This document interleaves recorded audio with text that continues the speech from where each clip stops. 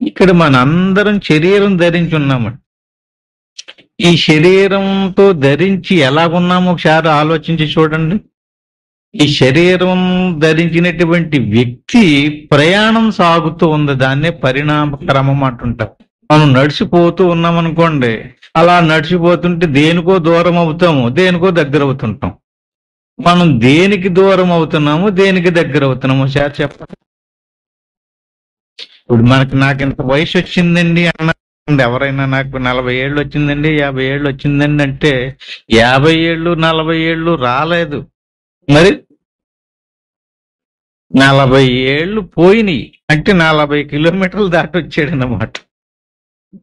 అలా దాటి వచ్చేస్తే దేనికి దగ్గర అవుతున్నాడండి? మరణానికి దగ్గర అవుతున్నాడు. అంటే ఇప్పుడు మన జీవితం పుట్టిన దగ్గర నుంచి ఏం జరుగుతుంది? మనం ప్రయాణంలో ఉన్నాం. ఈయన ఏమడిగాడండి? ప్రయాణ కాలేశ కథం. ఆల్రెడీ ప్రయాణం 103 చక్కబడి ప్రయాణంలోనే ఉన్నాడు మనిషి. ఏమో అతనికి ప్రయాణంలో ఉన్నట్టుగా తెలుస్తులేదు, జీవించున్నాను అనుకుంటున్నాడు. ప్రయాణ కాలేశ కథం, ప్రయాణ కాలంలో ఉండినటువంటి వాడు ఏం చెయ్యాలి? ఎందుకని ఇతను ఇంకా ప్రయాణం కట్టలేదు అనుకోండి, ఇంక ఇంటి దగ్గరే కూర్చున్నాడు అనుకోండి, ఆ తర్వాత ఆలోచించవచ్చు. అలా లేదు, ఇక్కడ ఆల్రెడీ ప్రయాణం మొదలైపోయింది. ఒక్కొక్క అడుగు వేసుకుంటూ వెళ్ళిపోతున్నాడు, మరణానికి మృత్యువుకు దగ్గర అయిపోతున్నాడు. అందుకని ప్రయాణ కాలేశ కథంని జ్ఞేయోషి నీతాత్మభిః అంటే ప్రయాణ కాలంలో ఏం గతం, జ్ఞేయోషి అంటే జ్ఞేయోషి అంటే తెలుసుకోవడం. దేనిని తెలుసుకోవాలి? నీతాత్మభిః దేనిని పొందాలి? ఇది ఈయన అడిగినటువంటి ప్రశ్నలు. దాంతో ఆయన ఆల్రెడీ చెప్పినయే. అక్షరం బ్రహ్మ పరమం, బ్రహ్మం ఒకటే, నశింపు కానటువంటి అక్షర సముదాయము. అలాగే ఏ బ్రహ్మం అయితే ఉందో ఆ బ్రహ్మములోనే విశ్వం ఉంది. మన శరీరాలన్నీ ఆ బ్రహ్మంలోనే ఉన్నాయి. మన శరీరాలన్నింటిలోనూ ఆ బ్రహ్మమే ఉంది. అంటే మన శరీరములో ఆ బ్రహ్మం ఉండడం వల్ల నేను ఉన్నాను అనేటువంటి భావన ఉందండి ప్రతి వ్యక్తికి కూడా. నేనున్నానన్న భావన ఆ బ్రహ్మము మూలంగానే ఉందట. అందుకని ఎవడైతే నేనున్నానన్న భావనని గుర్తించాడు, అంటే ఆ ఉన్నానన్న దాన్ని, మన భావన దాని మీదకి లేదు. దేని మీదకుంది మరి? ఏదుందో, ఏది అన్నిటినీ తెలుసుకుంటుందో, ఏది జ్ఞాన స్వరూపము, దాని మీద లేదు మన భావన, మన దృష్టి. మరి దేని మీద ఉందండి? దీన్నే దృష్టి సృష్టివాదము అంటారు, దృక్కు దృశ్యము అంటారు. తెలియబడేది తెలుసుకునేది అంటారు. తెలుసుకునేదేది, తెలియబడేదేది. అంటే మన దృష్టి తెలుసుకునే దాని మీద లేదు, తెలియబడే దాని మీద ఉంది. ఏది తెలుస్తుందండి? శరీరం తెలుస్తుంది, జగత్తు తెలుస్తుంది. జగత్తులో అనేక విషయాలు తెలుస్తున్నాయి. ఈ రకంగా తెలియబడేటటువంటి విషయాల మీద మన భావన ఉంది, కానీ తెలుసుకునే దాని మీద మన భావన లేదు. అంటే తెలియబడే దాని మీద నుంచి భావనను తిప్పుకుని తెలుసుకునే దాని మీద పెట్టుకుంటే దానికి ఆధ్యాత్మం అని పేరు. స్వభావం అంటే తన యొక్క స్వరూపమును గుర్తించడానికి తన భావనను తన మీద పెట్టుకుంటే దానికి ఆధ్యాత్మం ఉచితే, ఆధ్యాత్మం అని చెప్తారయ్యా. అట్టి మాదిరిగానే కర్మ అంటే భూత భావ బుద్ధవ కరో విసర్గ కర్మజన్యత. ప్రాణికోటి ప్రయాణంలో ఉంది. శరీరం ప్రయాణం సాగిపోతూ ఉంది. బాల్యం నుంచి కౌమారము, యవ్వనము, వార్ధక్యము, మరణం వెళ్ళిపోతూ ఉందండి. ఇలా వెళ్ళిపోతూ ఉండినప్పుడు ఏం చేస్తున్నాం మనం? ప్రయాణంలో ఉండి కర్మ చేస్తాం. ఈ కర్మ ఏం చేస్తుంది? మనిషి ఏమో ప్రయాణం చాలించేసి శరీరాన్ని వదిలిపెట్టేసి వెళ్ళిపోడండి. కానీ కర్మ ఫలం వదలలేదు అతను. ఆ కర్మ ఫలం ఏం చేస్తుందండి? వెళ్ళిపోయినట్టుగా ఉండనివ్వకుండా మళ్ళీ ఇంకో శరీరాన్ని ధరించేటట్టుగా చేస్తుంది. అలాగా ఆ కర్మ ఫలం ఉండిపోవడం వల్ల ఇంకో శరీరాన్ని ఉద్భవకరో అంటే పుట్టుక కలిగి చేస్తుంది కదా కర్మ. అంటే ఇక్కడ బీజం ఏదండి? కర్మ. అటువంటి కర్మని విసర్గ, అందులో ఉన్నటువంటి ఆ బీజం నచింపు చేసుకునేది ఏదో అది కర్మ. కర్మ అంటే మనం ఏమనుకుంటున్నామండి? చేసే పనినే కర్మ అంటున్నాం. ఈయన అదే అంటున్నాడు. కానీ ఆ కర్మ ఎలాంటి కర్మ చేయాలి? కర్మను కలిగించేది అయ్యి ఉండకూడదు, కర్మ ఫలాన్ని వదిలించేది అయ్యి ఉండాలి. ఏ కర్మ చేస్తే కర్మ తగులుకుంటది, ఏ కర్మ చేస్తే కర్మ వదిలింతది, ఇది మనకు తెలియాలి. అది తెలుసుకుని వదిలించేటటువంటి కర్మను చేసుకో. కర్మచన్యత, కర్మ అంటే ఇదయ్యేనాయన. అట్టి మాదిరిగానే అధిభూతం చరోభావ పురుష సాధిదైవతం. ఇక్కడ పురుషుడు అధిభూతము, పురుషోత్తముడు. పురుషుడు అంటే ఎవరంటే అండి, ఇప్పుడు మనలో ప్రతి ఒక్కనలోనూ కూడా ఎరుపు ఉంది, తెలివి. దీన్ని జ్ఞానము, చైతన్యం అంటుంటారు. ఈ తెలివికే పరిభాషలో చైతన్యం అని అర్థం. తెలివని పేరు, ఎరుకని పేరు, చిదాభాష అని పేరు, అక్షరుడు అని పేరు, కూటస్థుడు అని పేరు, క్షేత్రజ్ఞుడు అని పేరు, జీవుడు అని పేరు. ఎవరికండి? ఈ తెలివికే. అధిభూతం క్షరోభావ. తెలియబడేదంతా నశిస్తుంది, తెలుసుకునేటటువంటి వాడు నశించడం లేదు. అంటే తెలియబడేదంతా ఏదైతే నశించిందో అధిభూతం క్షరోభావ. అలా నశించేటటువంటి పదార్థం అంతా క్షరము, అధిభూతం.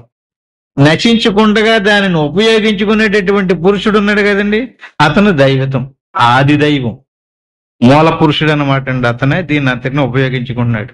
అది యజ్ఞోహమేవత్ర దేహే దేహ భృతాంవర. ఇంకొకడు ఉన్నాడంటే అతను ఆది యజ్ఞుడు. ఆయన ఎవరండి? ఆత్మ, పరమాత్మ, బ్రహ్మము. ఇక్కడ ఎక్కడ దాకా వచ్చింది? పురుషుడు వచ్చాడు, పురుషోత్తముడు అంటారు. ఈయన్నే, ఈ ఆది యజ్ఞుడినే పురుషోత్తముడు అంటారు. ఈ రకంగా అంతకాలేశమామేవ స్మరన్ముక్త కళేవరం. నీ ప్రయాణం ముగిసే లోపులో, అంతము కాలం అంతమయ్యే లోపులో, మాం ఏవా స్మరన్ముక్త కళేవరం, నన్ను తెలుసుకుని వదిలిపెట్టు. తెలుసుకోకుండా వదిలిపెట్టడం వల్ల కర్మ నశించదు. బాగా అర్థం చేసుకోండి. ఈ 5వ శ్లోకాన్ని చూడండి. అంటే ఇవన్నీ చాలా చెప్పుకున్నాయే. ఏం చేయాలండి? అంతకాలేశ మామేవ, కాలం అంతం అయిపోయేది జరుగుతుంది. ఆల్రెడీ ప్రయాణంలోనే ఉన్నావు, అంతం అయిపోద్ది. ఏదేదో చక్కబెట్టుకో, దైవాన్ని తెలుసుకో. మాం ఏవా స్మరన్ముక్త్వ కళేబరం. నన్ను స్మరించు, నన్ను తెలుసుకో, నా మీద మనసు లగ్నం చేయి, నీకు ముక్తి వస్తుంది. నన్ను తెలుసుకోకుండా, నేను ఎక్కడున్నానో నేను ఎలాగున్నానో కూడా తెలుసుకోకుండా నువ్వు ఏదేదో చేసేసి నేను ముక్తిని పొందుదాను అనుకుంటే ముక్తిని పొందటం కుదరదండి. ఈ అధ్యాయంలో చాలా ఇంపార్టెంట్ అయినటువంటి శ్లోకాలు ఉన్నాయండి. అంటే ఏ కర్మ చేస్తే విడుదల చేస్తుంది, ఏ కర్మ చేస్తే బంధించదు అనేటువంటి శ్లోకాలన్నీ ఇందులో అనేకమైనటువంటి విషయాలు ఉన్నాయి. ఈ రకంగా విషయాన్ని అక్కడ తేల్చి ఈ రకంగా నిరంతరము ఎలా లోపలికి తిరిగి పరమాత్మను పొందాలో దానికి సంబంధించినటువంటి శ్లోకాలన్నీ చెప్పి చివరగా 11వ శ్లోకంలో ఒక విషయాన్ని మరి ఇంకోసారి ఇప్పుడు దాకా చెప్పుకుంటూ వచ్చి మరొకసారి యదక్షరం వేద విదో వదంతి. వేదాలన్నీ పఠించేటటువంటి, వేద పారాయణం చేసేటటువంటి వాళ్ళు విషంతి చెప్పేది ఏమిటంటే దేనిని పొందుట కొరకు వేదాల్లో చెప్పుతున్నాయి. అంటే ఇప్పుడు వేదాలు చదివేమండి ఏంటంటే, మీరు భగవద్గీత చదువుతున్నారు కదా, దాని అర్థం ఏంటో 2 ముక్కలు, దాని లక్ష్యం మీరు ఎక్కడికన్నా వెళ్తున్నారు అనుకోండి, ఏ గడ్డమో ఏ మీసాలో పెంచుకుని ఆ జుట్టు పట్టుకెళ్ళి వెంకన్న బాబుకి ఇచ్చేద్దారని మొక్కుకుని వెళ్తున్నారు అనుకోండి. ఎక్కడికండి వెళ్తున్నారంటే మీరు ఒక మొక్కలో చెప్పండి, ఇదంతా మాకు చెప్పక్కర్లేదు అంటే ఎంతకాలం కిందట మొక్కారో, ఎన్ని రోజులైంది, అవన్నీ అక్కర్లేదు. ఎందుకు? లక్ష్యం ఏంటి? అప్పుడు ఖచ్చితంగా చెప్తాం కదండి. అట్టి మాదిరిగా వేదం యొక్క లక్ష్యం ఏమిటి? ఎన్నో మంత్రాలతో స్వరయుక్తంగా ఎన్నో విషయాలు చెప్తుంది కదండి. యదక్షరం వేద విదో వదంతి. వేదం దేని గురించి చెప్తుందండి? వేదం యొక్క లక్ష్యం ఏమిటి? అక్షరం విదో వదంతి, నశింపు కాని దాన్ని తెలుసుకోమని చెప్తుంది. అంతేనండి, ఇంకెక్కువ చెప్పలేదు. చాలా చెప్పింది. అది నాకు అర్థం లేదండి, మళ్ళీ ఇంకోసారి చెప్పండి అంటే ఇంకోలాగా చెప్పింది. కానీ మొత్తం మీద సారాంశం ఏమిటండి? నశింపు కాని వస్తువు ఏది ఉందో ఈ విశ్వంలో దాన్ని విదంతి అంటే దాన్ని పొందు. దాన్ని పొందడం వల్ల నీకు ప్రయోజనం ఉంది, నువ్వు మళ్ళీ రావక్కర్లేదు. దానిని మినహా ఇంక నువ్వు దేనిని పొందినా, దేనిని సంపాదించినా, దేనిని తెలుసుకున్నా, నువ్వు ఎంత గొప్ప పండితుడు అయినా సరే, ఇప్పుడు వేదాలన్నీ కంఠస్థం చేసి అక్షర సముదాయం అంతా నేర్చుకుని స్వరయుక్తంగా చదివేస్తున్నారనుకోండి, మంచిదే. ఏంటి ప్రయోజనం? లక్ష్యం ఏంటండి? లక్ష్యం ఏంటి? లక్ష్యం దాన్ని పొందలేదు, దాని గురించి తెలియను లేదు. మరి ఏం తెలిసింది అతనికి? అవి చదవడం తెలిసింది. ఏ మంత్రం ఎలా చదవాలో తెలిసింది, దాన్ని అలా కంఠస్థం చేసి చదువుతున్నాడండి. ప్రయోజనం ఏంటండి? లక్ష్యం లేనప్పుడు సుఖం ఏంటండి? ఎందుకు వెళ్తున్నాడో తెలియదు, ఎందుకు వస్తున్నాడో తెలియలేదు అన్నట్టుగా.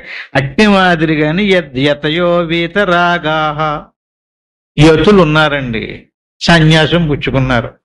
యతీశ్వరుడు అంటారు కదా, యతులు. అటువంటి వాళ్ళు ఎందుకుని సంసారాన్ని త్యజించేసి భార్య బిడ్డలకు దూరంగా, సంసార సుఖానికి దూరంగా ఉండి, కాషాయ బట్టలు కట్టుకుని ఆశ్రమాల్లో మఠాలో పీఠాదులు ఏర్పాటు చేసుకుని దేనిని పొందడం కొరకు, దేనిని సంపాదించడం కొరకు, యతయోవీత రాహ, దేంట్లో ప్రవేశించడానికి అసలు వాళ్ళు. అట్టి మాదిరిగాని ఎది చెంతో బ్రహ్మచర్యం చరంతి, బ్రహ్మచర్య దీక్ష అంటే జీవితం అంతా కూడా బ్రహ్మచర్యంలో జీవించేటటువంటి వాళ్ళు ఎందుకు బ్రహ్మచర్యంలో ఉన్నారు? వాళ్ళు దేనిని పొందుట కొరకు.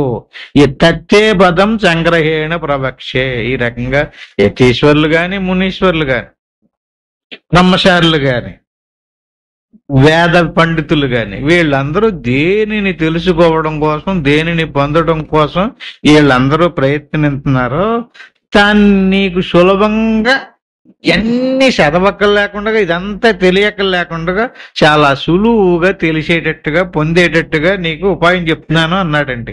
ఇప్పుడు మన మనసును బాగా ఎక్కకథ చెయ్యాలి. ఏం చేశాడండి? 12, 13 ఈ 2 శ్లోకాల్లో చెప్పారు. సర్వద్వారాణి సంయమ్య. ఇది మనకి బుద్ధి ఉండి జ్ఞానం ఉంటే దీన్ని ఖచ్చితంగా మనం గురిలో పెట్టుకోవాలి. మనం ఏం చేస్తున్నామో ఆయన ఏం చెప్తున్నాడు అనేది మనం దృష్టిలో పెట్టుకోవాలండి. అంటే ఇప్పుడు దాకా మనం ఏం చేస్తున్నామో, ఆయన అవతారం ఎత్తి వచ్చి ఏ లక్ష్యాన్ని ప్రతిపాదించడానికి, మనకి ఏ జ్ఞానాన్ని ప్రతిపాదించడానికి చెప్పుతున్నాడో ఇది మనం గుర్తుపెట్టుకోవాలి. ఎందుకంటే చెప్పే ముందు ఒక శ్లోకం చెప్పారండి. ఆ శ్లోకం చెప్పకపోతే మామూలుగా చెప్పుకుపోయాడు అని అనుకోవచ్చు.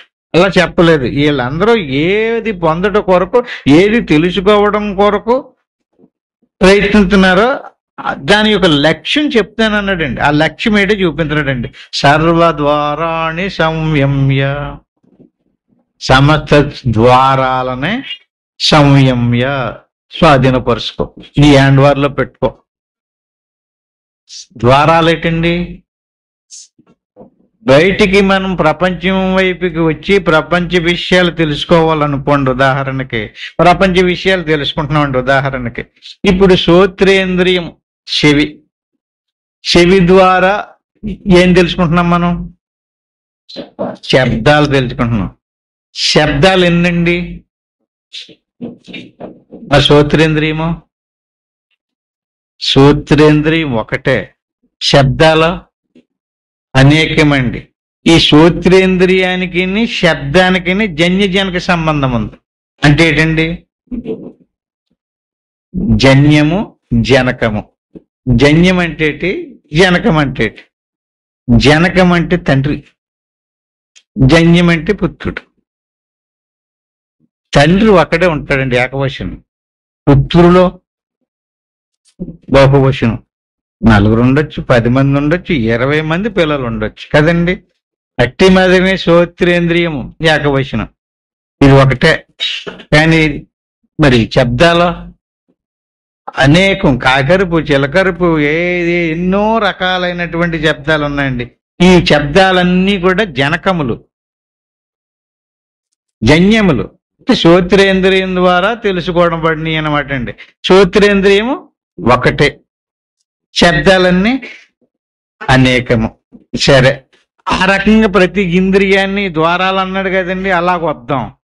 చక్షురింద్రియం. చక్షురింద్రియానికి విషయం ఏంటండి?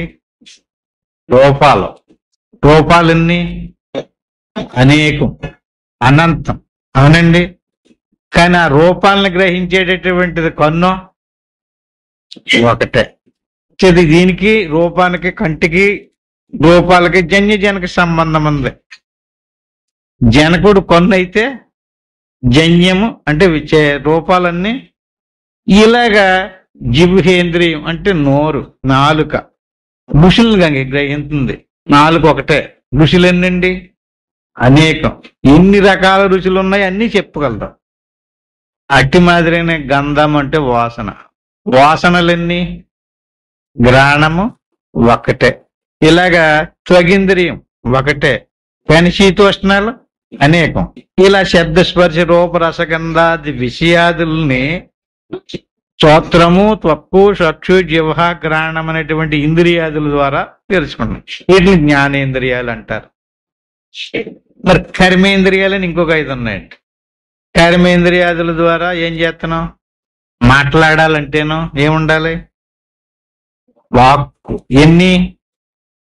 ఒకటే, కానీ మాటలో అనేకం. అనేక మాటలను మాట్లాడుతున్నాం మనం. అట్టి మాదిరిన పాణి, చెయ్యి, చేతి ద్వారా చేసే పనులు అనేకం. కాలు, కాలు కూడా ఒకటి, పాదం అంటారు. అట్టి మాదిరిగానే గుష్యేంద్రియం, పాయురింద్రియం, ఇది కర్మేంద్రియాలు. ఇవి ద్వారాలు. ద్వారాల ద్వారా వెళ్ళి ఏం చేస్తున్నామండి? అనేకమైనటువంటి విషయాదులను మనం తెలుసుకుంటున్నాం. ఈయన ఏమన్నాడండి? నువ్వు అలా అడవిలోకి పోక, ఇంకా ప్రపంచం ఒక అరణ్యం లాంటిది. ఇంద్రియాదుల ద్వారా బయటికి వెళ్ళిపోతే ఏమవుతుందండి? అనేక విషయాలు ఏదో ఇంద్రియం ద్వారా బయటికి వెళ్ళిపోతున్నాం మనం. శ్రోత్రేంద్రియం ద్వారానో, చక్షురింద్రియం ద్వారానో, లేకపోతే ఇంకొక ఇంద్రియమో ఏదో ఇంద్రియం ద్వారా బయటికి పోయి ఆ ఇంద్రియాలకు సంబంధించినటువంటి అనేక విషయాలని అనుభవిస్తున్నాం. అందుచేత సర్వద్వారాణి సంయమ్య అన్నాడండి. బాగానుంది. సర్వద్వారాలని నిరోధింతే సరిపోద్ది కదా. నెక్స్ట్ ఏమన్నాడండి? మనోహృది నిరుద్యూష. ఆ పై మళ్ళీ మనసును పట్టుకోమన్నాడు. దాని కూడా ఎందుకండి? ఇప్పుడు చూద్దాం మళ్ళీ. ఇప్పుడు శబ్దాది విషయాదులు ఏవైతే ఉన్నాయో అవన్నీ జన్యములు, ఇంద్రియాలేమో జనకములు అన్నామండి. అదే ఫైనల్లా లోపలికి వెళ్తే ఈ ఇంద్రియాలన్నీ జన్యములు, ఇంద్రియాలకు వెనకాల ఉన్నటువంటి మనసేమో జనకము. మనసు లేదనుకోండి, ఇంద్రియాలు ఏ విషయాల్ని గ్రహించలేవు. మనం కళ్ళు చూస్తుంటాం కానీ ఆ వచ్చి ఆ దారంబడి వెళ్ళినోడు ఎవడో చెప్పలేం. అక్కడ ఏం లేదు. మనసుని ఒకటే, ఇంద్రియాలు అంటే ఇప్పుడు విషయాదులు పుత్రులు అనుకోండి, మరి ఈ ఇంద్రియాలు తండ్రులు. మరి తండ్రికి తండ్రి మనసు తాత. ఇప్పుడు ఈ మనసును కూడా మనోహృది నిరుద్యూష, దీన్ని హృదయంలో బంధించు. దేన్ని? మనసుని. అంతే, గుర్తుపెట్టుకోండి. సరిపోయిందా? ఇప్పుడు ఏం చేయాలంటేనే ఇంద్రియాదుల్ని ఆపజేయటం, విషయాల మీదకి వెళ్ళనివ్వకుండా ఇంద్రియాలను అదిగా అరికెట్టం. ఆ ఇంద్రియాలని అరికెట్టి పనే ఉందండి. ఇంద్రియాలు అంటే మనసు వెళ్ళిపోతుంది. మనసు వెళ్ళిపోకుండా ఏం చేయాలండి? మనసుని ఏం చేయాలండి? తండ్రిని తాతని కూడా పట్టుకోవాలి. అంచేత మనసును కూడా హృదయంలో నిరోధించేయాలి. మనసును కూడా నిరోధించేసి ఆ తర్వాత ఏం చేయమంటారండి? మూర్ధ్నాదాయాత్మన ప్రాణ. ఇప్పుడు ప్రాణం వంతు వచ్చింది. ఇప్పుడు ప్రాణాన్ని ఏం చేయాలండి? మూర్ధంలో ఆప్షయ్, అక్కడ నిరోధించు. మా స్థితో యోగధారణ. దీనికి యోగధారణ అని పేరండి. అంటే ఇంద్రియ విషయాల నుంచి ఇంద్రియాలను మళ్లించు, ఇంద్రియాలని మనసులో నిరోధించు. ఇప్పుడు మనసును తెచ్చుకొచ్చి హృదయంలో నిరోధించు. అంటే విషయాలు, ఇంద్రియాలు, మనసు, ఎన్ని సెక్షన్లు అయినాయి కదండి. ఇప్పుడు ప్రాణం దగ్గరికి వచ్చాం. ప్రాణాన్ని ఏం చేయాలండి? హృదయంలో. ఇప్పుడంటే అలా దాన్ని బంధించకూడదండి, అలాగని వదిలేయకూడదు, దాన్ని గమనింతూ ఉండాలి. మా స్థితో యోగ ధారణ. ధారణ అంటే ఏంటండి? ఇప్పుడు మనం ఏదైనానే ఒక నీళ్లు తీసుకుని లేదా ఒక మంచి నీళ్ళు తీసుకుని శబ్దం రాకుండా ఇలా చిన్నపాటి దార కింద ఎత్తనం అనుకోండి, దాన్ని ఏమంటారు? శబ్దం రాకూడదు, బుడబుడ శబ్దం రాకుండా దార కింద వదులుతున్నాం అనుకోండి, దాన్ని ధారణ అంటారు. అట్టి మాదిరిగా ఇప్పుడు సాధన ఎలా చేయాలి? ప్రాణాన్ని ధారణ. అలా కట్టి పెట్టకూడదు, కణుపుల కింద బంధించకూడదు, వదిలేయకూడదు. ఏం చేయాలి? అది అలా ప్రశాంతంగా వెళ్తుంది, వస్తుంది. అలా వెళుతూ వస్తూ ఉండేటటువంటి దాన్ని ఇంద్రియాలని పోనివ్వకుండా, ఇంద్రియాదుల్ని, మనసుని, విషయాదుల్ని అన్ని అరికట్టేసి కేవలం మనసు, ప్రాణమును మాత్రమే ధరించాలి, ప్రాణమును మాత్రమే ఉంచుకోవాలి. ఇప్పుడు మీకు ప్రాణమే కనపడుతుంది, ఇంకోటి కనిపించకూడదు. ఇంకొకటి కనపడితేనా, నాకు ఇంకోటి ఏదో ఎలుగు వచ్చిందన్నాడు అనుకోండి, లేకపోతే ఇంకోటి ఏదో సుక్క వచ్చిందన్నాడు అనుకోండి, ఏం కనిపించకూడదు మీకు? ప్రాణం ఆగిపోయాక అప్పుడు చెప్పండి. ప్రాణం ఉన్నంతసేపు మాత్రం ప్రాణంతోనే ధారణ చెయ్యండి. ప్రాణాన్నే అలా ధరించి పట్టుకొని ఉండండి. అలా పట్టుకుని ఓమిచ్చేకాక్షరం బ్రహ్మ వ్యవహారాన్మా మనుస్మరన్. ఓంకారాన్ని వ్యవహరించమన్నాడండి. అది ఇంతకు ముందు చెప్పుకున్నాం. ఓంకారంలో అకార, ఉకార, మకార, అర్ధమాత్ర, ప్రణవాతీతమైనటువంటి బీజాక్షరాలు ఉన్నాయి. ఆ బీజాక్షరాలకు సంకేతం ఏంటంటే స్థూల, సూక్ష్మ, కారణ, మహాకారణాలలో ఉండే చైతన్యానికి విశ్వడు, తైజసుడు, ప్రాజ్ఞుడు, కూటస్థుడు, ప్రత్యేగాత్మ అని పేర్లండి.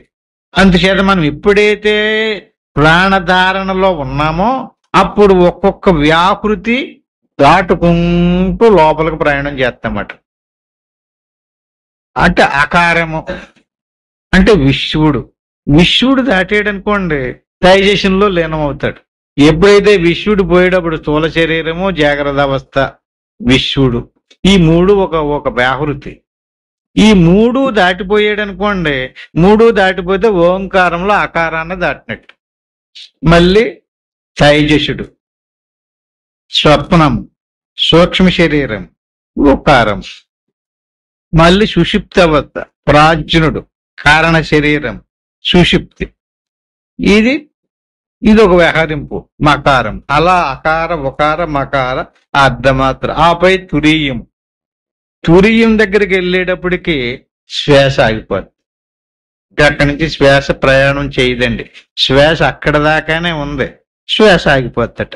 శ్వాస కూడా ఆగిపోయిన తర్వాత ఏమవుతుందండి? అక్కడ ఉన్నటువంటి స్థితి, ఇందాక చెప్పినటువంటి పురుషుడు అక్కడే ఉన్నాడు, తురీయ స్థితిలో ఉన్నాడండి.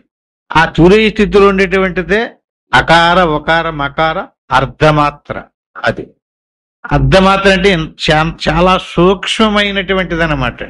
అర్ధమాత్ర అదే కూటస్థుడు.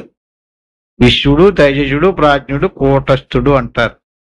ఈ కూటస్థ స్థితిలోకి వెళ్ళారనుకోండి, అక్కడ దాకానే మనం సాధన చెయ్యాలి. తురీయం వరకునే మనం నిఘా పెట్టాలండి. ఆ పైన ఇంకో సెక్షన్ ఉంది, అక్కడి నుంచి అంతా మాయ. మమ మాయ దురచ్చయ, మాయలో ప్రవేశిస్తాం.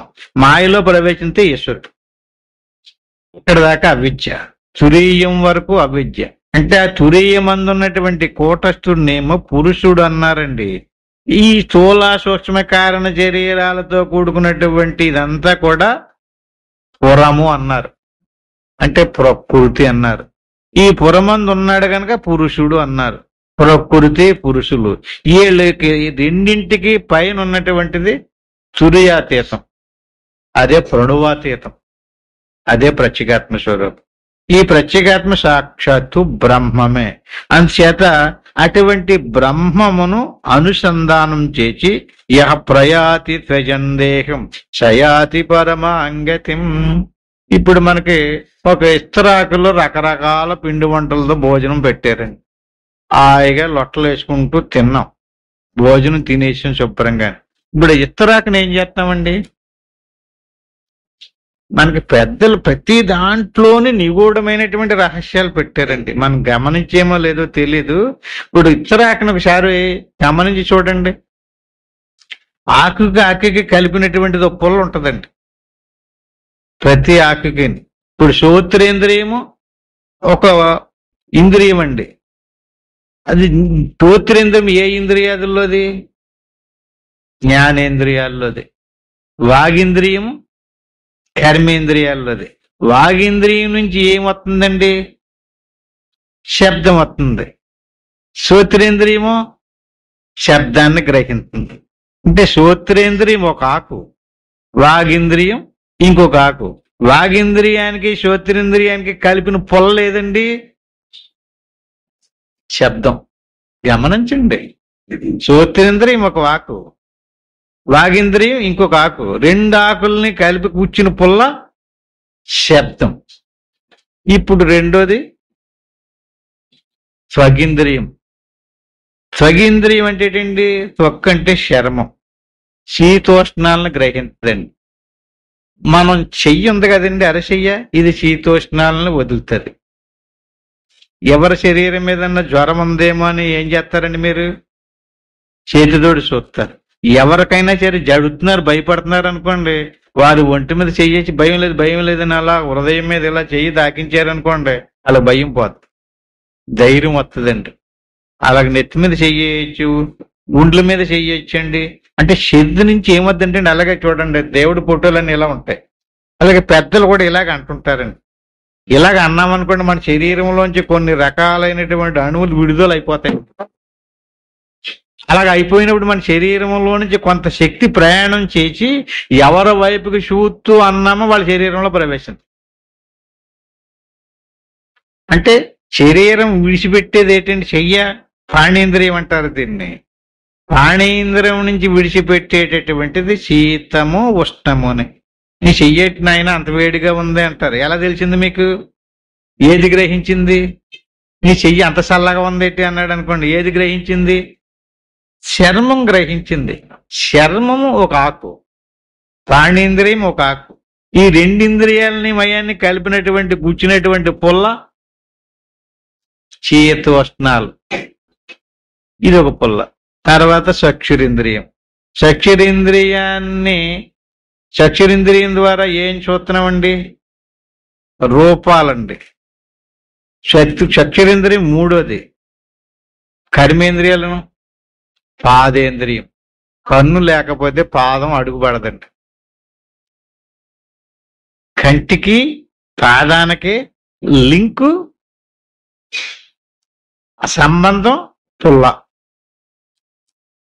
కన్ను లేదా కాలు లేదనుకోండి, కన్ను ఉండినా ప్రయోజనం లేదండి, కదపలేడండి.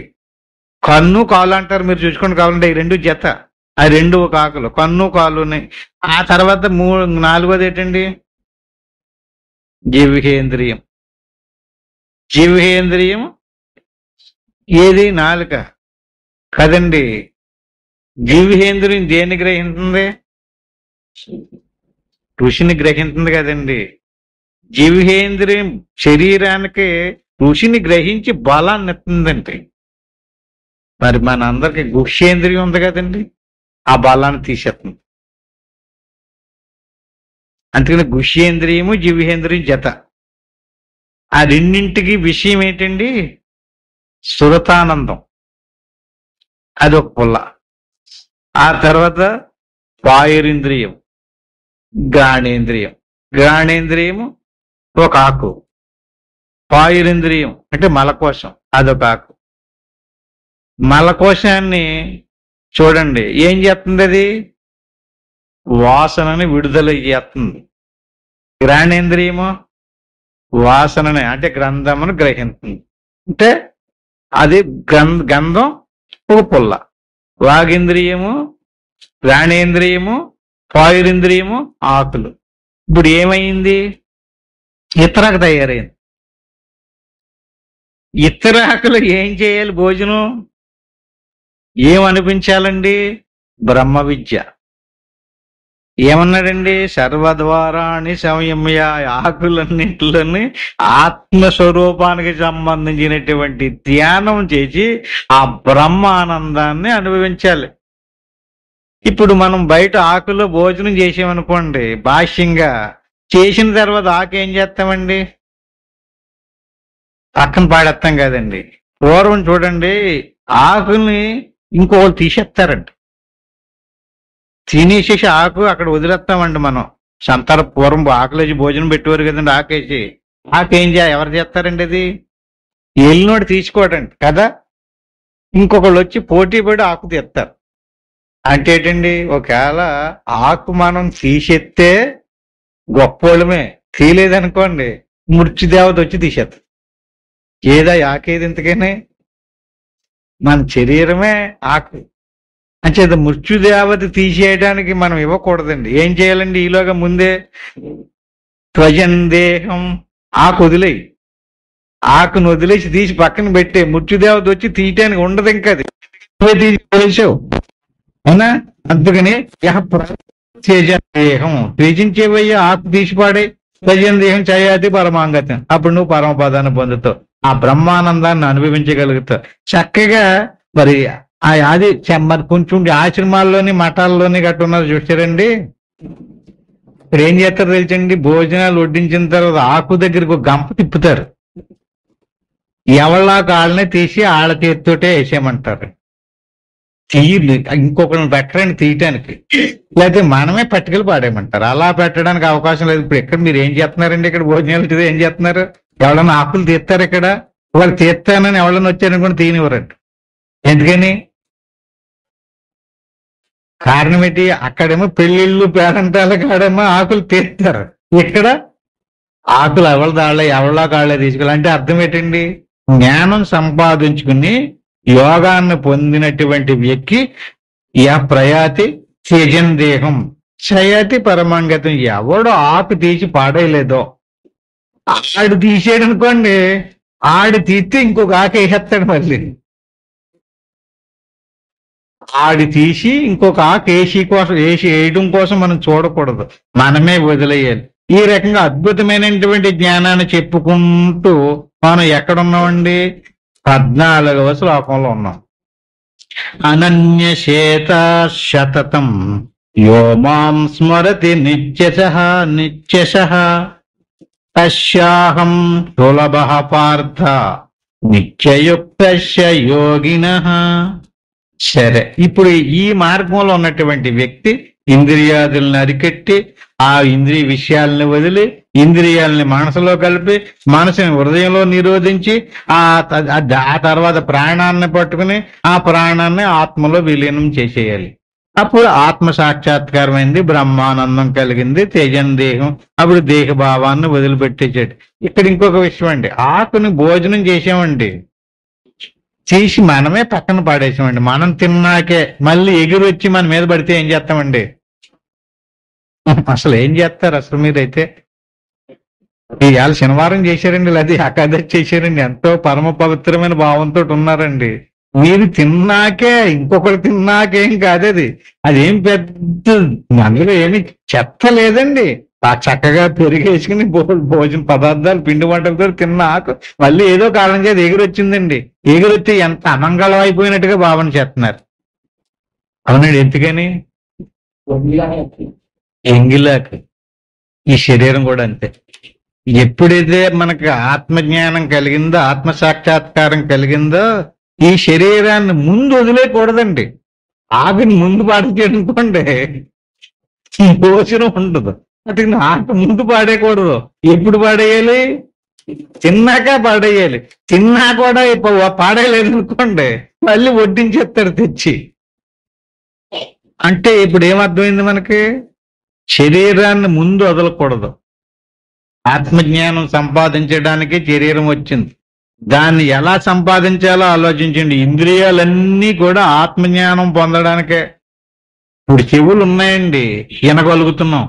చెవుడు వచ్చి మనకి వినడానికి లేదనుకోండి, ఛాన్స్ పోయింది కదండి, వినలేరు కదండి. అట్టి మాదిరిన వాగింద్రియం ఉందండి, చదువుతున్నాం కదా, చెప్పుకోగలుగుతున్నాం కదండి. అంటే ఇంద్రియాదుల ద్వారా పరమాత్మను తెలుసుకోవడానికి ప్రయత్నం చేయండి. ఆ రకంగా తెలియబడిన తర్వాత ఏం చేయాలండి? ఇంక అవసరం లేదు కదండి. భోజనం అయిపోయిన తర్వాత ఆకు ఎలాగ అవసరం లేదో అట్టి మాదిరిగా దేహ భావాన్ని ఏం చేయాలండి?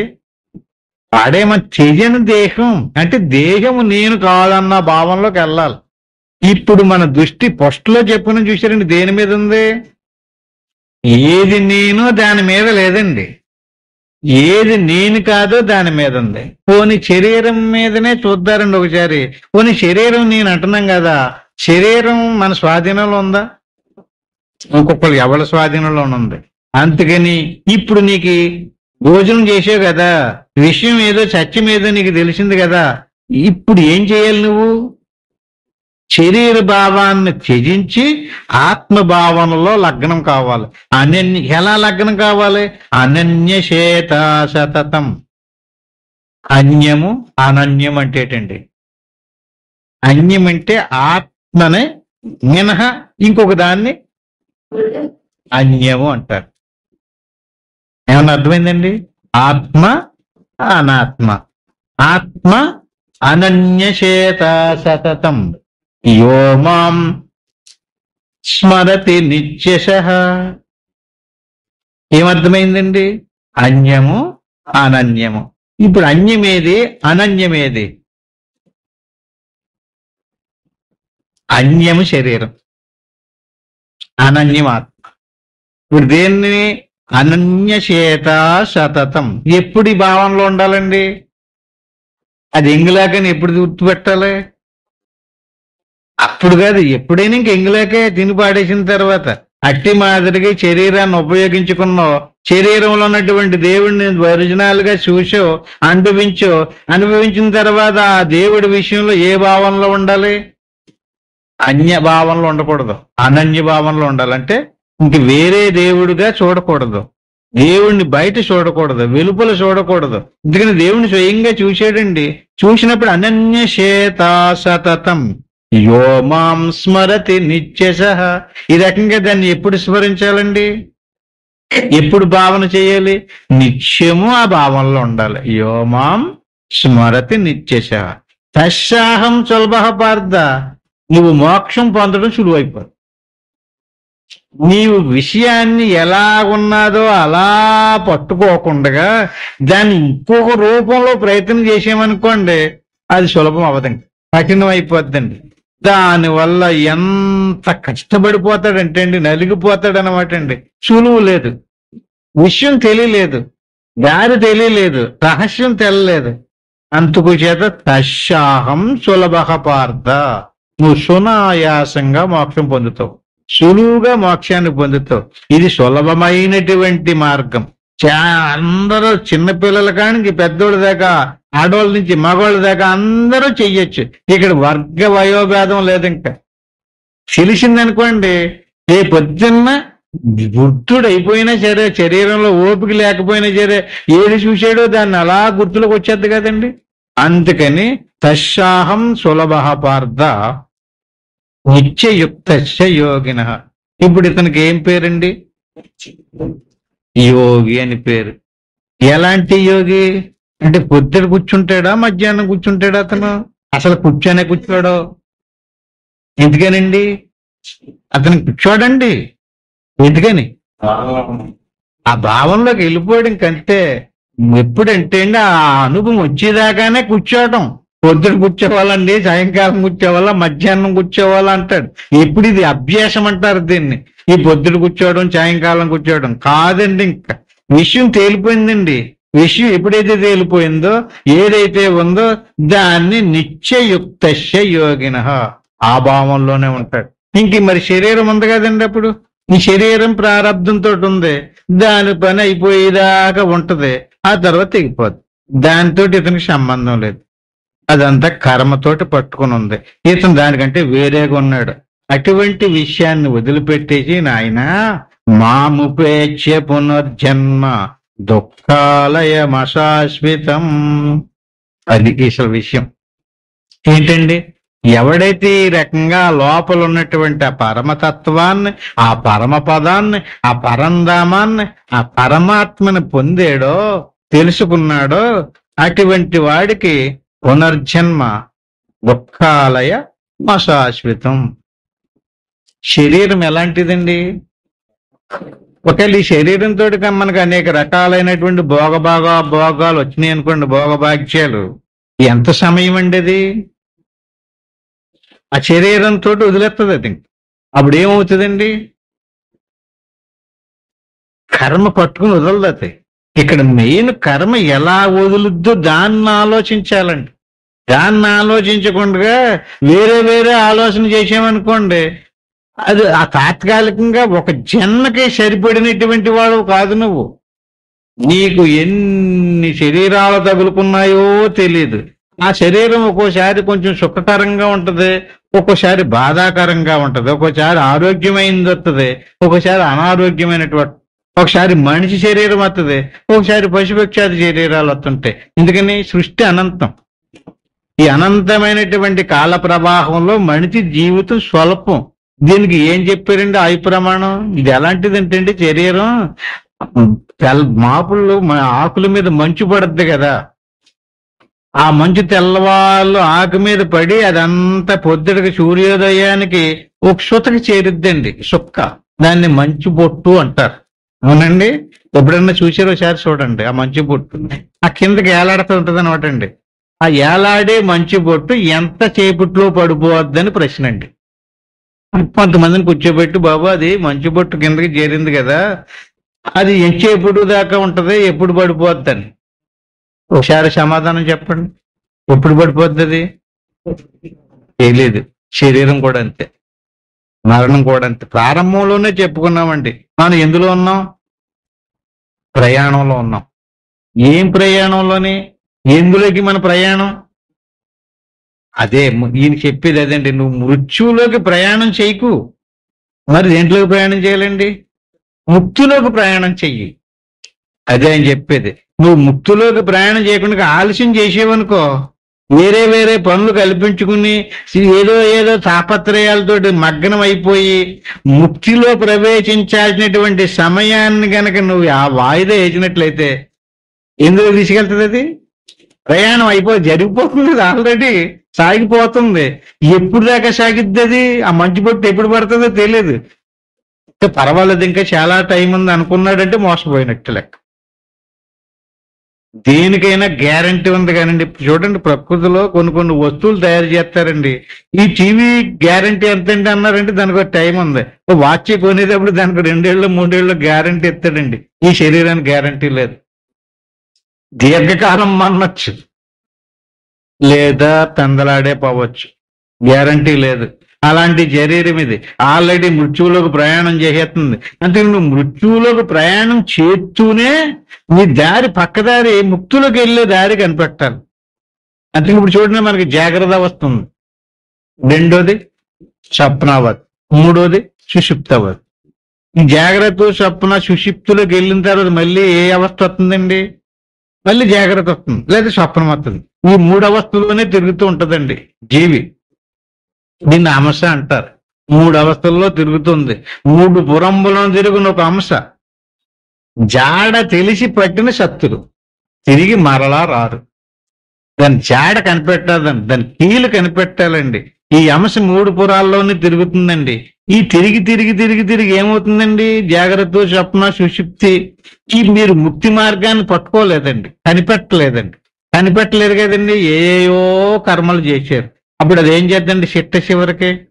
ఇప్పుడు ఈ అధ్యాయం అంతా మరణంలో కలిగేటటువంటి మార్పుల్ని జాగ్రత్తగా కనిపెట్టమని చెప్పిందేనండి ఇదంతా కూడా.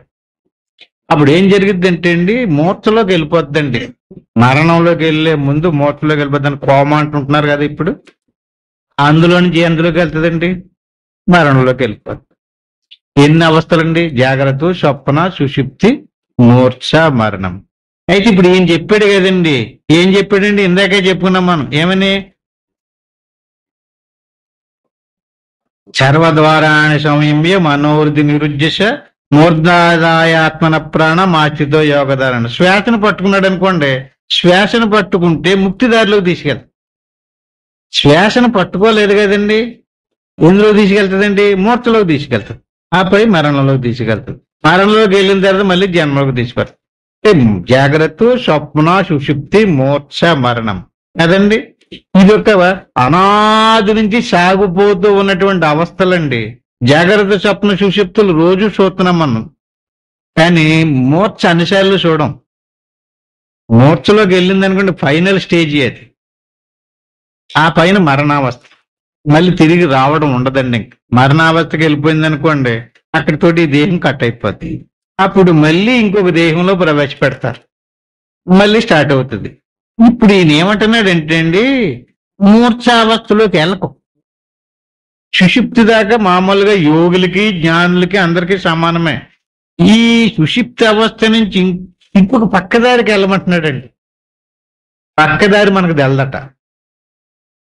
అది అంశకే తెలిసే దారి. సత్యలోకంబుజాడు అంశకెరుక వీను దీనిపై స్వారీ చేయించు మానసముతో. అంశ ఎవరు వాహనం అండి? బ్రహ్మదేవుడి వాహనం. బ్రహ్మదేవుడు అంశ మీద కూర్చుండి సత్యలోకం తెచ్చిపోతే తిన్నగా. వీడికి తెలీదా దారి? దాన్ని పట్టుకో. అట్టి మాదిరిగా నువ్వు అంశను పట్టుకో, శ్వాసను పట్టుకో, అది తీసుకుపోద్ది. ఎందులో తీసుకెళ్తుందండి? మరణంలోకి తీసుకెళ్తావు, మోక్షంలోకి తీసుకెళ్తావు. మరి ఎందులో తీసుకెళ్తావు? తురీయంలోకి తీసుకెళ్తావు. జాగ్రత్త, స్వప్న, సుషుప్తి. నువ్వు మూర్ఛ మరణాలని తప్పించుకుని ఇంకొక దారి పట్టాలనుకుంటే నువ్వు ఇక్కడే ప్రాక్టీస్ చేయాలి. దీన్నే వదలకుండా పట్టుకోవాలి. ధారణ అన్నారు, దీన్నే యోగ ధారణ అన్నాడట. ఇలా పట్టుకుని వదలకుండా ఉన్నప్పుడు అదృష్టం కొలిది నీ అభ్యాసం పరిపక్వం అయ్యిందనుకోండి, ఈ మోక్షావస్థలోకి వెళ్లకుండా తురియావస్థలోకి వెళ్ళిందనుకోండి, తురియం నుంచి తురియాతీతం. ఇదే జాగ్రత్త, స్వప్న, సుషుప్తి, తురియము, తురియాతీతం. ఈ మార్గం గుండా వెళ్ళినటువంటి వాడు తిరిగి రాడు. ఈ మార్గం గుండా వెళ్ళినటువంటి వాడు తిరిగి వస్తాడు. ఈ మార్గం ఏంటండి? ఈ అధ్యాయంలో ఇప్పుడు వెళ్ళి కొద్ది అయ్యే శ్లోకాలు వస్తున్నాయి. దీన్ని ఉత్తరాయణ దక్షిణాయనం అంటారండి. ఉత్తరాయణం అంతా తెలుపు మార్గం, దక్షిణాయనం అంతా చీకటి మార్గం. అంటే మోక్ష సుషుప్తే చీకటే, సుషుప్తి దాటాక మోక్ష ఇంకా చీకటే, మరణం అంతకంటే చీకటే. మరి తురీయం చీకటి కాదండి, అది ఎలుతురు, అది తెలుపు, అది శుక్లపక్షం, ఇది కృష్ణపక్షం. ఆ వివరణ తర్వాత చూసుకుందాం. ఇప్పుడు ఇందులోంచి వెళ్దాం. అందుచేత మా ముపేక్ష పునర్జన్మ దుఃఖాలయం అశాశ్వతం. ఈ రకంగా ఈ దారంబడా ప్రయాణం చేసి నువ్వు తురీయ స్థితిని పొందేవనుకో, తురీయ స్థితిని పొందినట్లయితే ఇంక నీకు ఆ చీకటి మార్గం తప్పిపోయింది, ఎలుతురు మార్గంలోకి వచ్చేసావు. ఎలుతురు మార్గంలోకి నీ అంతటి నీకు వెళ్ళే దారి తెలియదు గనక నువ్వు దీన్ని పట్టుకుని జాయిగా తురీయంలో ఉన్నటువంటి ఆ సత్యాన్ని, ఆ ఎలుతురుని, ఆ ఆనందాన్ని, ఆ జ్ఞానాన్ని నువ్వు గనక దర్శించేవా, ఇంకా దుఃఖాలయం అశాశ్వతం. దుఃఖాలయమైనటువంటి అశాశ్వతమైనటువంటి శరీరాన్ని నువ్వు ఇంక మళ్ళీ ధరించవు, నీకు మళ్ళీ రాదు. నాప్నువంతి మహాత్మాన సంసిద్ధిం పరమాంగతిం. ఈ విషయంలో ఈ సందేహానికి తావులేదు. ఇది శాస్త్రము, అనుభవమును. నేను అనుభవంతో చెప్తున్నాను, శాస్త్ర ప్రమాణంతో చెప్తున్నాను అంటున్నాడండి ఈయన. ఆప్నువంతి మహాత్మాన. ఇలాగా ఈ రకంగా ప్రయాణం చేసి, ఈ మార్గం ద్వారా ప్రయాణం చేసి సత్యాన్ని తెలుసుకున్నటువంటి వాళ్ళకి ఏమంటారండి? మహాత్ములు అంటారు. అందులో సంసిద్ధిం పరమాంగతాః. వారు ఇంక అందులో ఏ రకమైనటువంటి డౌట్స్ లేదు. ఇంచేది మా ముపేక్ష, నన్ను పొందినటువంటి వాడు ఏమవుతాడండి? ఇంకా దేవుడైపోతాడు. నన్ను వదిలేసి వేరే ఈ మార్గం గుండా అయిపోతే దుఃఖాలయమైనటువంటి దాంట్లో పడిపోతాడు. అది దుఃఖాలయం, అశాశ్వతం. బాగానుందండి. ఇంక 16వ శ్లోకం చూద్దాం. ఆ బ్రహ్మ భువనాల్లోకాః పునరావర్తినో అర్జున. కంఠస్థం చేయండి శ్లోకాలు, ఎంత అద్భుతమైనటువంటి విషయాలు చెప్తున్నాయి చూడండి, ఆణిముత్యాల్లాగా. ఆ బ్రహ్మ భువనాల్లోకాః పునరావర్తినో అర్జున. మాముపేచ్యతు కౌంతేయ పునర్జన్మన విద్యతే. సరే, ఇప్పుడు ఈయన ఎక్కడున్నానని చెప్పాడండి? మొదట ప్రారంభించిన కాంచి రండి. అక్షరం నశింపు లేనటువంటి వాడు, ఎప్పుడు కూడా తెలుసుకునేవాడు, తెలియబడేవాడు కాదు ఆయన. దాన్ని మనం దృష్టిలో పెట్టుకోవాలండి. ఇప్పుడు మనం ఉన్నామండి, ఆయన్ని తెలుసుకోవాలనుకుంటున్నాం అనుకోండి, తెలుసుకోవాలనుకునేవాడే దేవుడు. ఎవరిని తెలుసుకోవాలనుకుంటున్నారు? ఏది తెలుస్తుంది? జగత్తు తెలుస్తుంది, మాయా విద్యలు తెలుస్తాయి, స్థూల సూక్ష్మాలు తెలుస్తాయి, కానీ దేవుడు తెలుసు. అందుకని దేవుడే తెలుసుకునేవాడు. ఆ దేవుడే నీకు ఆత్మలో ఉన్నాడు. ఆ దేవుని ప్రకాశమే నీ మనసులో ప్రతిబింబిస్తుంది. మనసు ఆ ప్రతిబింబం సహాయంతోనే ఇంద్రియాదుల ద్వారా ప్రపంచ విషయాలన్నీ తెలుసుకుంటున్నాయి. అంచేత తెలుసుకునేవాడిని వదిలేసి తెలియబడేదాన్ని దేవుడు అనుకున్నావు అనుకో, అది ఎలాంటి దారండి? ఆ రకంగా నువ్వు ఇప్పుడు చెప్పినటువంటిగా జాగ్రత్త, స్వప్న, సుషుప్తి, మూర్ఛ, మననాదుల ద్వారా ప్రయాణం చేసి పుణ్యం చేసుకున్నాడండి అతను. చక్కగా తీర్థయాత్రల్లో పూజలు, యజ్ఞాలు, యాగాలు, ఎన్నో దానాలు, ధర్మాలు ఎన్నో చేసాడండి. చేసినోడికి ఏమొస్తుందండి? స్వర్గం వస్తుంది. ఇంకా ఎక్కువ పుణ్యం చేస్తేనా బ్రహ్మదేవుడు ఉండే లోకం వచ్చేస్తుందట. ఇలా ఎన్ని లోకాలండి? బ్రహ్మలోకం ఎన్నోదండి? ఇది భూలోకం అండి, ఇది సెంట్రల్ లోకం. దీని కింద దీని పైన లోకాలు చెప్పారండి. పై లోకాలు ఏంటండి? భూలోకం. దీనికి పైన భువర్లోకం. ఇక్కడ జన్మలో పుణ్యం చేసేటండి. పుణ్యం చేసినటువంటి ప్రాణి శరీరాన్ని వదిలిపెట్టేటు. శరీరం వదిలిపెట్టినప్పుడు ఆ శరీరం వదిలిపెట్టినటువంటి సూక్ష్మ శరీరాన్ని ఇప్పుడు ఇక్కడ శరీరం ఎలా తగిలించుకున్నాడండి? జన్మించాడు. అక్కడ అలా జన్మించరండి. అక్కడ ఆల్రెడీ ఈ గుర్రబండి ఎక్కినట్టుగా ఇంకో దాంట్లోకి ఎక్కింతారండి. దాన్ని యాతనా శరీరం అనో దేవతా శరీరం అని అంటారు. నరక లోకాలకి తీసుకెళ్లే బడులేమో యాతనా శరీరాలు, స్వర్గలోకానికి తీసుకెళ్లే బడులేమో దేవతా శరీరాలు. అవి ఆల్రెడీ తయారై ఉంటాయండి. ఆ దేవతా శరీరంలో ప్రవేశపెడతారు. ఆ శరీరంతో అయితేనే ఆ దేవలోకం వెళ్ళగలుగుతాడండి. స్వయంగా సూక్ష్మ శరీరం ప్రయాణం చేయలేదండి, ఆ శరీరంలో ప్రవేశపెడతారు. అలా ప్రవేశపెట్టినప్పుడు భువర్లోకం తీసుకెళ్లారు. ఆ భువర్లోకంలో స్వర్గ సుఖాలు అనిపించాడండి. ఇంకా ఎక్కువ పుణ్యం చేస్తేనో ప్రశ్న శువర్లోకం. ఇంకా ఎక్కువ పుణ్యం చేస్తేనో మహర్లోకం. ఇంకా ఎక్కువ పుణ్యం చేస్తేనో జనర్లోకం. ఇంకా ఎక్కువ పుణ్యం చేస్తే తపోలోకం. ఇంకా ఎక్కువ పుణ్యం చేస్తేనో సత్యలోకం, బ్రహ్మదేవుడిది. ఆ బ్రహ్మ భువనాల్లోక ఇంకా అక్కడికి పైన లేదు. ఇది పుణ్యం చేసుకున్నాడు కదండి, అనిపించాలి కదా. ఆ పుణ్యం చేసినటువంటి అనుభవాన్ని, పుణ్యఫలాన్ని అనుభవించడానికి లోకాల్లో ప్రయాణం చేస్తున్నాడండి. ఎక్కడి వరకు ఉందండి ఆ తరగతులు? భువర్లోకము, శువర్లోకము, మహర్లోకము, జనర్లోకము, తపోలోకము, సత్యలోకము. క్లోజ్. అక్కడితో ఆగిపోయింది. ఆ బ్రహ్మ భువనాల్లోక పునరావర్తినో అర్జున. వెళ్ళినోడు వెళ్ళినట్టుగా తిరిగి వస్తాడట. పునరావర్తం అంటే ఏంటండి? తిరిగి రావడం. ఎక్కడి దాకా వెళ్ళినోడండి? బ్రహ్మదేవుడున్న లోకం దాకా కూడా వెళ్తాడండి. వెళ్ళి ఆయా లోకాల్లో ఒకదానికంటే అక్కడ గొప్ప లోకం అండి, ఒకదానికంటే ఎక్కువ సుఖాలు ఉండే లోకం. ఎక్కువ పుణ్యం చేశాడు కదండి. మరి అంటే అందరినీ ఒకే. ఇప్పుడు మీరు ఎక్కడికి సినిమాకి వెళ్ళామనుకోండి, సినిమాలోకి డబ్బులు తక్కువ ఉన్నవాడు వెళ్ళే క్లాసు వేరండి, కొంచెం డబ్బులు ఎక్కువ ఉన్నవాడు వెళ్ళేదా రెండు సినిమే. ఇద్దరు చూసేది కూడా సినిమే. కానీ ఆ టికెట్ ఇతనికేమో 200 రూపాయల టికెట్, ఇతనికేమో 20 రూపాయల టికెట్ వచ్చేసింది. ఇద్దరు సినిమా చూశారు.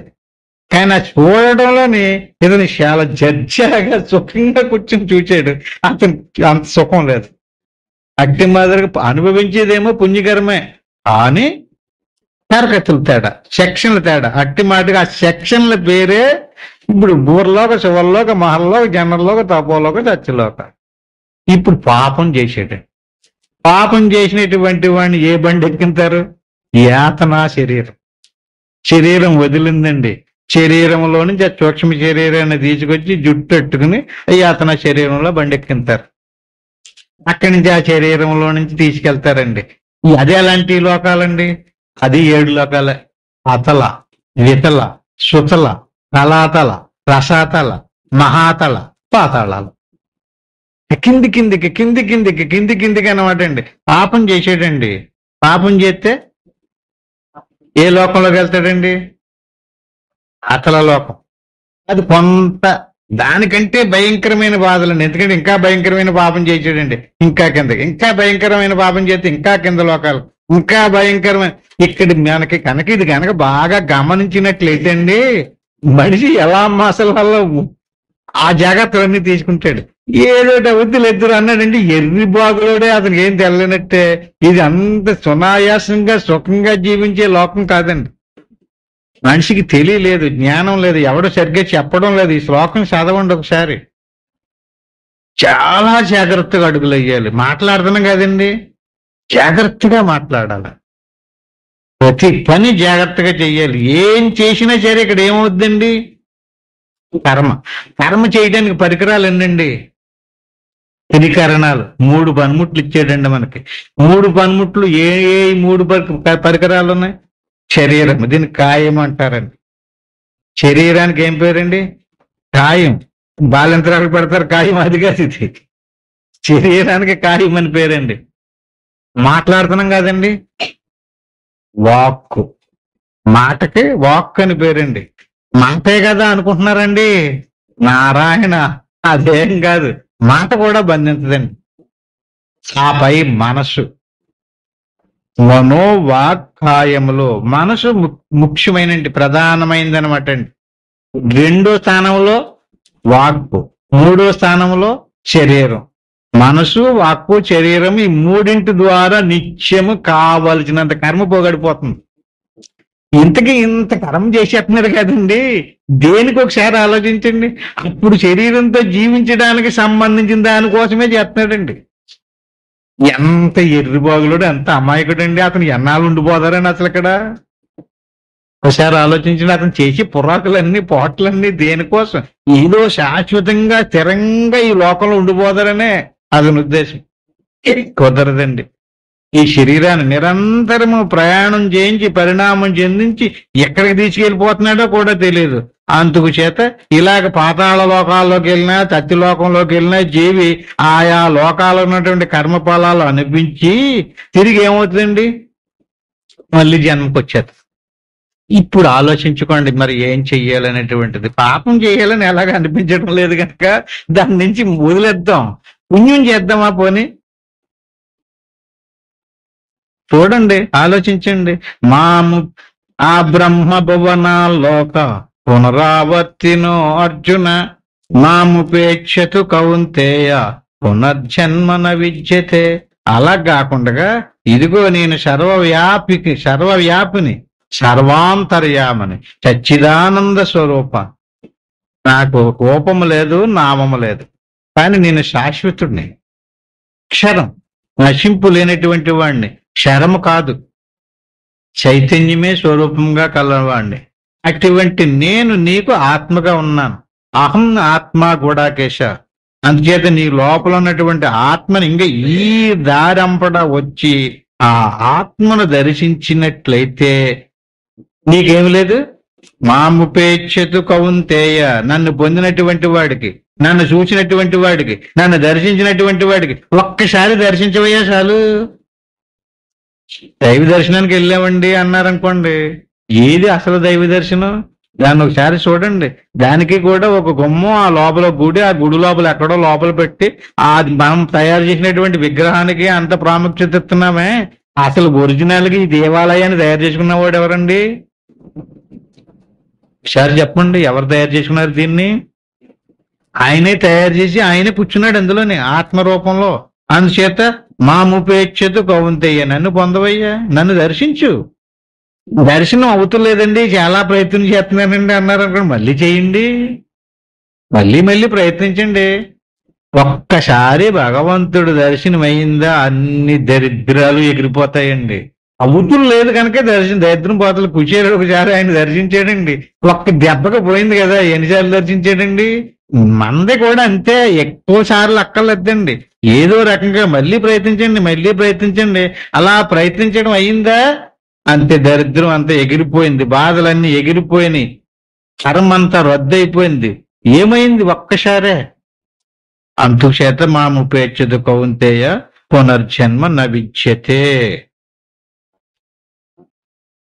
ఇక ఈ రకంగా సహస్ర యుగ పర్యంతం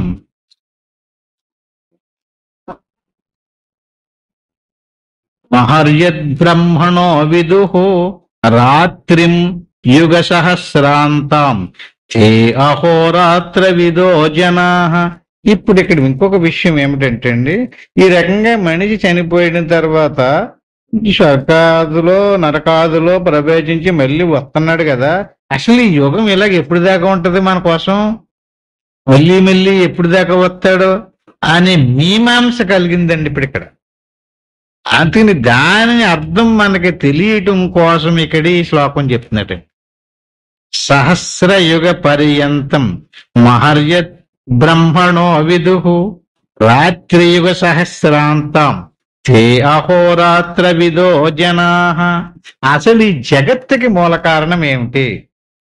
జగత్తుని తయారు చేసినటువంటి వాడు ఎవరు?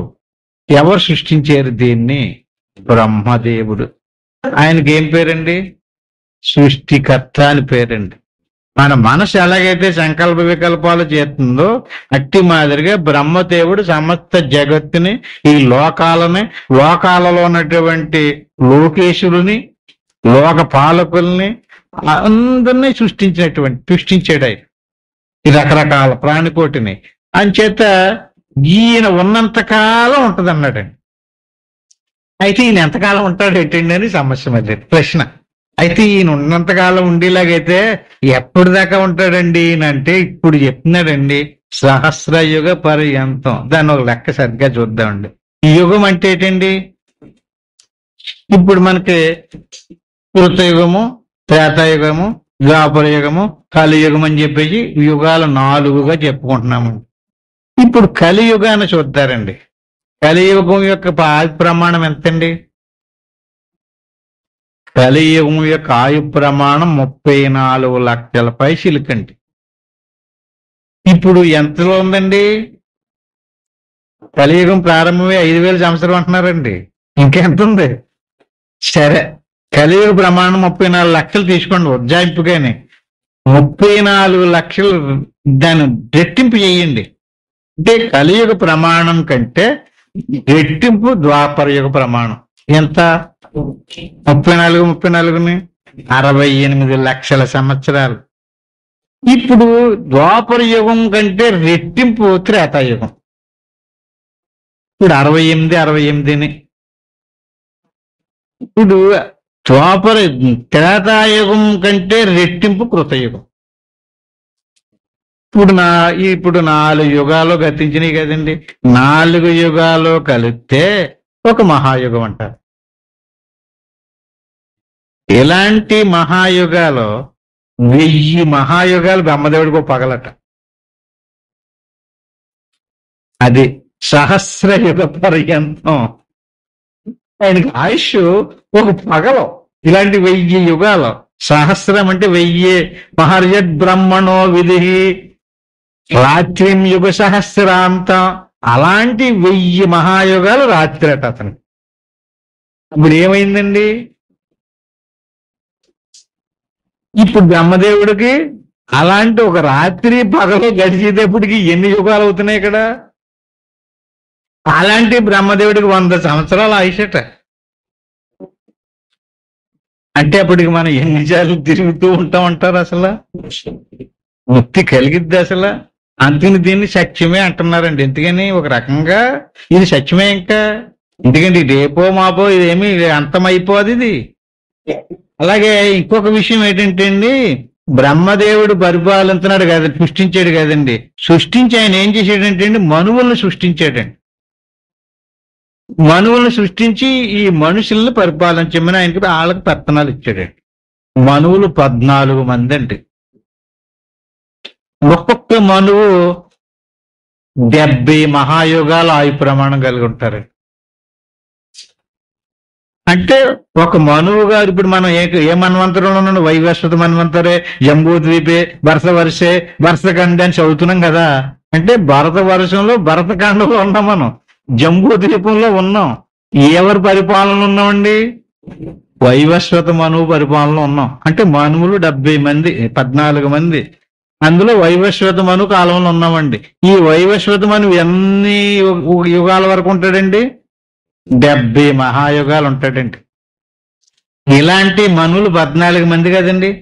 14 మంది మనువులు ఆయుక్త పరిమాణం అయిపోతే మనువులు అందరూ అయిపోయారు అనుకోండి. అంటే 14 70లు అంటే 1000 మహాయుగాలు అనమాట అండి. అప్పటికి మనువులు అయిపోతారు. ఆయన పగటకాలం అయిపోద్ది. అప్పుడు హాయిగా నిద్రపోతాడండి. అంతేకాలం నిద్రపోతాడు. అప్పుడు మెలుకుల్లోకి వచ్చి మళ్ళీ జగత్తును సృష్టించి మళ్ళీ మనువులను సృష్టించి అప్పుడు మనువులకి మళ్ళీ అధికారం కట్టబెడతాడు. ఇది ఈ రకంగా సహస్రయుగ పర్యంతం మహర్యద్బ్రహ్మణో విదుహు. ఇలాగా అనేక వేల యుగాల బ్రహ్మదేవుడు ఉంటాడు. రాత్రిం యుగ సహస్రాంతం ఏ అహోరాత్రివిదో జనాః. ఈ రకంగా అవ్యక్త్యాద్యక్తయ సర్వాః ప్రభవం త్యహరాగమే. ఇప్పుడు ఈ రకంగా బ్రహ్మదేవుడు పగటకాలం అయిపోయిందండి. రాత్రి కాలం అయ్యేటప్పటికి పగట కాలంలో ఉన్నటువంటి ఆయన రాత్రి నిద్రపోగానే ఆయన సృష్టి. ఇప్పుడు మన మనసు నిద్రపోయినప్పుడు ఏమవుతుందండి? ఏమవుతుంది? సంకల్పం ఆగిపోతుంది. ఎప్పుడైతే సంకల్పం ఆగిపోయిందో అప్పుడు ఏ సృష్టి లేదు, హాయిగా సుఖంగా ఉంది. అట్టి మాదిరిగా జగత్ అంతా కూడా నిర్వీర్యం అయిపోతాడు బ్రహ్మదేవుని యొక్క రాత్రి కాలంలో. ఇప్పుడు ఇవన్నీ ఏమైపోతాయండి? జనాలు ఉండరు, ఇంకా మొత్తం అంతా కేవలం పంచిపోతాయిలా ఉంటాయి. భూమి, నీరు, అగ్ని, వాయువు, ఆకాశమే ఉంటాయి. ప్రాణికోటి ఉండదు. చెట్లు, పుట్టలు, మనుషులు, పశువులు ఏమీ ఉండవు. ఇంకా అంతా నిరోమయం అయిపోద్ది. అప్పుడు ఆయనకి మెలకు వచ్చింది. మెలకు వచ్చినటువంటి వాడు మళ్ళీ సృష్టి ప్రారంభించంటాడట. అవ్యాత్యాద్యక్తయ సర్వాః ప్రభవం త్యహరాగమే. మళ్ళీ సృష్టి ప్రారంభించాడు. రాత్ర్యాగమే ప్రలీయంతే ఎత్రైవా వ్యక్త సంజ్ఞకే. మళ్ళీ రాత్రి కాలంలో లీనమైపోతుంది, మళ్ళీ పగట కాలంలో ప్రారంభమవుతుంది. అలాగ 1000 మహాయుగాల పాలం పగలు, 1000 మహాయుగాల కాలం రాత్రి గడుపుతాడు. ఆ రకంగా రాత్రి పగలతో కూడుకున్నటువంటి కాలాన్ని బ్రహ్మదేవుడికి ఒక దినము, ఒక రోజు అంటారు. అలాంటి రోజులు 100 రోజులు, 365 రోజులు ఒక సంవత్సరము. అలాంటి సంవత్సరాలు 100 సంవత్సరాల ఆయుష్. అప్పుడు ఆ బ్రహ్మగారు కాలం చేశారనుకోండి, అప్పుడు శ్రీ మహావిష్ణు ఇంకొక బ్రహ్మదేవుడిని పుట్టింటాడు. అప్పుడు మళ్ళీ ఆ బ్రహ్మదేవుడు మళ్ళీ సృష్టి చేస్తాడు. విష్ణుమూర్తి యొక్క నాభి కమలం నుంచి బ్రహ్మ పుట్టాడు అంటున్నారు కదండి. అప్పుడు ఎప్పుడు బ్రహ్మగారు ఆయుష్ అయిపోతాయి. అప్పుడు మళ్ళీ బ్రహ్మగారు మళ్ళీ సృష్టి ప్రారంభించుంటాడు. ఇలా సాగుతూనే ఉంటది. దీనికి ఏమి లేదు. అందుకని దీనికి ఏం పేరు పెట్టారండి? అనాది. విత్తు ముందా లేక చెట్టు ముందా అన్నారనుకోండి. ఇప్పుడు చెప్పండి, ఏది ముందు? చెట్టు నశించింది, విత్తనం ఉండిపోయింది, మళ్ళీ మొక్కను తీసుకొచ్చింది. అట్టి మాదిరిగానే జగత్తు మాయలో లయమైపోయింది, మళ్ళీ పుట్టుకొచ్చింది. అలా పోతూ వస్తూ ఉంటది. జీవి కూడా అంతే. శరీరంతో ధరించాం, ఈ కొన్ని సంవత్సరాలు ఇక్కడ జీవించాం, పోయాం, అవ్యక్తంలో కలిసిపోయాం, మళ్ళీ పుట్టుకొచ్చాం, వ్యక్తమయ్యాం. అవ్యక్తాదీని భూతాని వ్యక్త మధ్యాని భారత. అవ్యక్తంలో ఈ జీవి ఏమైపోయాడో తెలుస్తులేదు, ఎక్కడికి పోయాడో తెలుస్తులేదు, మళ్ళీ ఎక్కడి నుంచి వచ్చాడో తెలియదు, వ్యక్తం అయ్యాడు. మళ్ళీ నేనంటున్నాడు, నాదంటున్నాడు, మళ్ళీ అవ్యక్తంలోకి వెళ్ళిపోయాడు. ఏమయ్యావయ్యా నువ్వు? ఏమీ తెలియలేదు. ఇది ఎలాంటిది అంటే అండి, రూపాయి కాసుకి బొమ్మ పురుష అంటారు. ఒక భాగం కనపడుతుంది అనుకోండి, రెండో భాగం కనిపించదు. ఇప్పుడు మనకి ఏ భాగం కనపడుతుంది? ఇది కనపడుతుంది కదండి జగత్తు, ఇది వ్యక్తం. ఇప్పుడు మనం మరణించేమనుకోండి, అటేపు ఇయ్యేపు ఉంటే కనపడదండి, రూపాయి కాస్త తిప్పాలి. ఇప్పుడు అటేపు ఉందో చూడాలంటే ఏం చేయాలండి? మనం ఎందులోకి వెళ్ళాలి? మరణంలోకి వెళ్ళాలి. మరణంలోకి వెళ్ళకుండా మరణం గురించి చెప్పలేడండి. రూపాయి కాస్త తిరగేసి ఉందండి, దాని కింద ఏం బొమ్మ ఉందో చెప్పంటే ఇడికి తెలదండి, చూడాలంతే. చూడాలంటే చూడడానికి వెళ్ళాడు అనుకోండి, రాడండి చెప్పటానికి.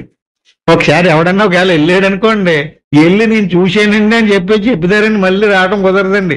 అది క్లోజ్ అయిపోయింది. అది మళ్ళీ అదంతా స్మాష్ అయిపోయింది, తెరిపేసింది, రికార్డ్ అంతా పోయింది. విత్తనం ఏమైందండి? భూమిలో పాతేమండి. ఏమైపోయింది? విత్తనం నాశనం అయిపోయిందండి శుభ్రంగా. ఏం మొక్క రూపంలో వచ్చింది అది. ఇంకా అందులో ఇంక విత్తనం లేదు, బీజంలో మొక్క ఉంది, మొక్క వచ్చేసింది, ఇంక విత్తనం నశించిపోయింది, ఇంక విత్తనం ఉండదు. ఇప్పుడు మొక్క వచ్చింది కదండి, మొక్క ఏం చేస్తుంది? మళ్ళీ విత్తనం తయారు చేసి పెడతాం. అట్టి మీద ఇప్పుడు మనం శరీరంతో వచ్చాం, కర్మ చేసాం, మళ్ళీ ఈ కర్మ ఉండిపోయింది, శరీరం పోయింది. కర్మ ఏం చేసింది? మళ్ళీ శరీరాన్ని మలిపించేసింది, ఎక్కడో దుక్కున ఏదో క్షేత్రంలోని. మళ్ళీ దాంతో కర్మ చేస్తుంటారు. ఇలాగ అవ్యక్తాదీని పోతాని వ్యక్త మధ్యాన్ని భారత ఇలా తిరుగుతూనే ఉంటది. దీనికి ఏమి లేదు, ఆది లేదు, ఇంకోటి అంతము లేదు. ఎక్కడి నుంచి మొదలైందో తెలియదు, ఎప్పుడు తోడు అంతం అవుతుందో కూడా తెలియదు. ఇలా సాగుతూనే ఉంది. ఈ పని బ్రహ్మదేవుడికో, ఆ బ్రహ్మదేవుడు పోతే పోద్దా పోని, లేదా ఆ యుగం అయిపోతే పోతా పోదు. ఈ రకంగా అనాది నుంచి కూడా సాగుతూనే ఉంది. అంచేత భూత గ్రామస్య ఏవాయం భూత్వా భూత్వా ప్రలీయతే రాత్రాగమే వశపార్థ ప్రభవ త్యగరాహమే. ఈ రకంగా అనాది నుంచి కూడా సృష్టి అలా పగటి కాలంలో ప్రారంభమవుతుంది, రాత్రి కాలంలో విలీనం అయిపోతుంది. మనకి కూడా అంతే. మనకి కూడా పగటి కాలంలో వ్యక్తం అవుతున్నాం, రాత్రి నిద్రపోయినప్పుడు ఏమవుతుందో తెలుస్తలేదు. ఏమి మనసు లేదు, ఇంద్రియాలు ఏమీ లేవు. ఈ రకంగా అనాది నుంచి సాగుతూనే ఉంది. ఏది తెలుసుకోవాలి మనం? ఇందులో ఉండాలా? ఇందులో నుంచి తప్పించుకుని పోవాలి. ఇందులో నుంచి తప్పించుకుపోయి ఆ అక్షర సముదాయమైనటువంటి పరిణామం చెందినటువంటి సావు పుట్టుకలు లేనటువంటి ఏదైతే ఉందో దానిని పొందాలి, దానిని తెలుసుకోవాలి. పరతస్మాత్ భావన్యం అవ్యక్తో వ్యక్తాత్ సనాతన యస్య సర్వేషు భూదేషు నత్యస్సు నవినశ్యతి. ఈ రకంగా శాశ్వతమైన దాన్ని తెలుసుకో, పొందు. ఆ అవకాశం మానవ జన్మకు వచ్చేవి గనక నీకు నేను ఇదంతా విప్పి చెప్తున్నానని చెప్పాడండి. ఈ శ్లోకాలను మరి రేపు వచ్చే వారం చెప్పుకుందాం. ఇంతటితోటి ముగించుకుందాం. హరి ఓం తత్సత్. ఆత్మబంధువులు, ఏ రకమైనటువంటి అద్భుతమైనటువంటి విషయాలను మనం ఇప్పటి వరకు చెప్పుకున్నామో ఆ చెప్పుకున్నటువంటి విషయంలో ధ్యానం చేద్దాం ఒక 2 నిమిషాలు. ఇప్పుడు ఏమనుకున్నామండి మనం? ఏం చెప్పుకున్నాం? శ్వాసను పట్టుకోవాలి.